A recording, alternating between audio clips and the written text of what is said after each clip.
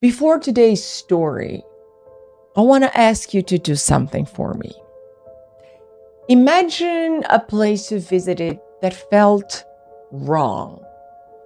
Not scary, but something felt off.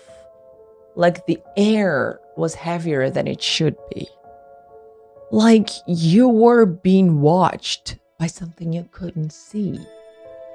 Now imagine that place multiplied by 1,000 years of death.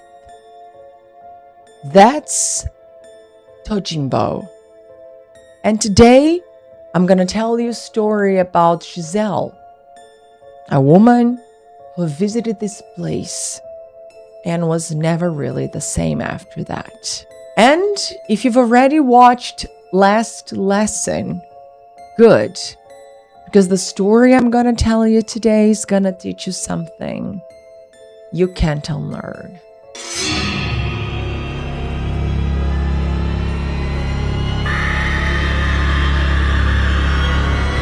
So, where is this place? Tojinbo is a stretch of volcanic cliffs on the coast of Fukui Prefecture in Japan.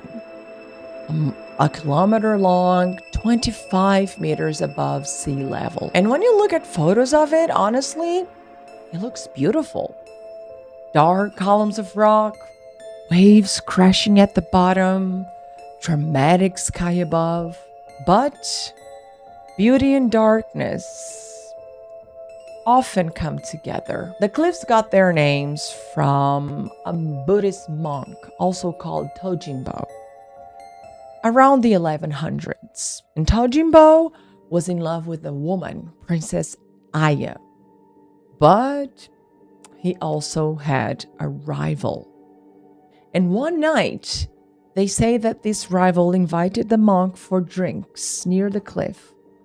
He got him drunk and pushed him off from the cliffs onto the rocks below. Locals say that after that, the ocean and the weather were completely raging for 49 days. They say that the angry monk was controlling the weather from the bottom of the ocean. And they say his ghost never left. It's where it gets really dark. Over the years, Tojinbo became a place where Japanese people go when they've lost hope completely, when they don't feel like continuing living is worth anymore. At its peak, Tojinbo had around 25 deaths a year, staying only behind the forest at the bottom of the Fuji mountain. And in Japanese spiritual belief, people who die this way, violently, with unresolved pain, they don't move on. They become yurei, stuck between worlds. So you have a monk murdered in rage, centuries of violent deaths, hundreds of souls, all that energy in one place. That's where Giselle, our protagonist today, decided to spend one afternoon. Giselle grew up in Sao Paulo, and ever since she was a little girl, she's always loved Japan. She liked to read about the country, to read mangas. So back in 2015, when her husband got an invitation to work in Japan, she didn't hesitate for a second. She immediately said yes. But when the plane touched the grounds in the airport in Japan, something felt wrong, off, like the air was heavier than it should be. She then turned to her husband and asked, "Do you feel that?" But he was already too busy picking up all their luggage from the airport. The driver responsible to take them to Fukui Prefecture was Tanaka, an old man that after years of driving Brazilian workers from the airport, knew a little bit about Portuguese. And on the way to their apartment, Giselle leaned in and asked him, "Do you know any ghost stories about this place?" Giselle was a little bit attracted to ghost stories, haunted places. Tanaka's eyes met hers in the rearview mirror for a second. And he said, "Fukui has many restless spirits. And there is Tojinbo, the cliffs where the sad ones go." Giselle felt a chill. But like I said, she loved those type of things, those type of stories. And she decided then and there that's where she wanted to go. Giselle was looking forward to this day where they could go and visit Tojinbo. And when the day arrived, her husband woke up acting strange, standing at the window, staring at the rice fields. When she walked up to him, he didn't turn around. "You okay?" she asked. "Fine." One word. Flat. The drive to Tojinbo was quiet. And when they got there, all on the climb up, he didn't say a word. His expressions just kept getting darker. And then they finally reached the top. Stone stairs led to the top of the rocks. The sea stretched out in every direction, gray and cold. It was stunning. And the moment Giselle stepped onto the first stair, everything drained out of her. All the excitement, all the curiosity, completely gone. What replaced it was this hollow, sick feeling, like it was coming from the rocks themselves. When she looked at her husband, he had already walked up to the top of the rocks, standing at the edge, staring at the waters, jaw tight, wrists clenched. She didn't go near him. A shopkeeper nearby was pulling down the curtains, and she looked at her watch. It was only 5 o'clock. "Why are you closing so early?" she asked. "After 5, he said. "The spirits come out. We don't stay here after dark, and neither should you." She looked up at her husband, and she could see his shape standing against the dark gray sky. She didn't go to him. Instead, she took her phone and she took one last photo. She didn't really look at the photo until they were in the car driving back home. Her husband was in the photo with his back to her, and behind him, clear as anything in the fading line, was a pair of feet, bare feet, floating in the air, standing on nothing. Needless to say, she felt uneased when she saw that picture, but she thought to herself, maybe it's nothing. Maybe it's just the light or something.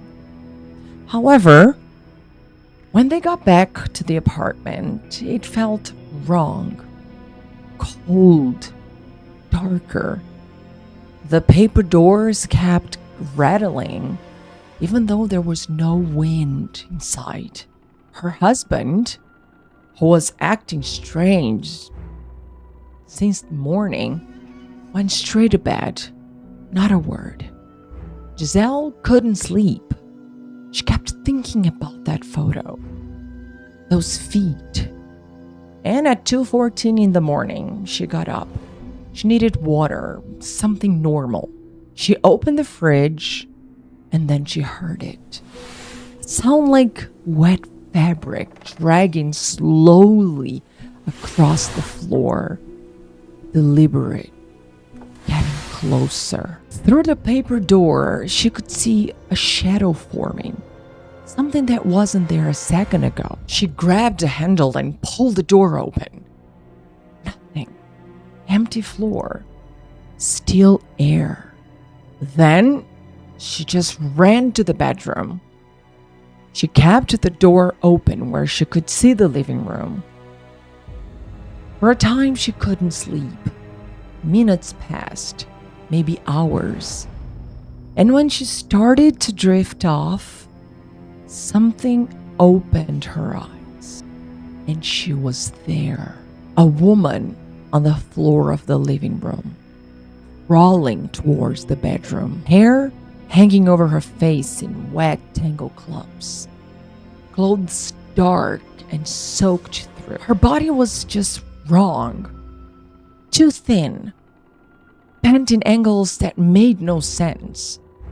Like something humans were not capable of. Like someone who had fallen from a great height. Like someone that had hit the rocks below Tojinbo. She moved and crawled like something that had forgotten how humans were supposed to move.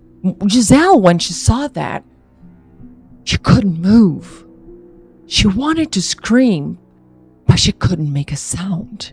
At the bedroom doorway, the woman stopped and slowly, very slowly, she started to raise her head. At that moment, something snapped to Giselle and she screamed. She shook her husband. Lights turned on. He was asking her, "What's up? Are you okay?" The woman was gone. But on the carpet, on the floor, they could see wet footprints. After that day and that night, her husband changed. The man that was kind, gentle, sweet, suddenly turned into this angry person. Cold, cruel. He snapped at her over nothing, stared at the walls for hours without blinking. And sometimes she'd wake up 3 a.m. and she would see him staring at the window, whispering to something that wasn't there, someone she couldn't see. In Japanese, they believe that spirits can attach themselves to the living. They can pull people over down into their own despair. The dead don't stay where they died. They follow you home. 3 weeks after their visit to Tojinbo, Giselle filed for divorce. Her husband didn't argue, didn't say a word. He barely spoke. The day she left, when she was in the car, she gave one final look back at the apartment.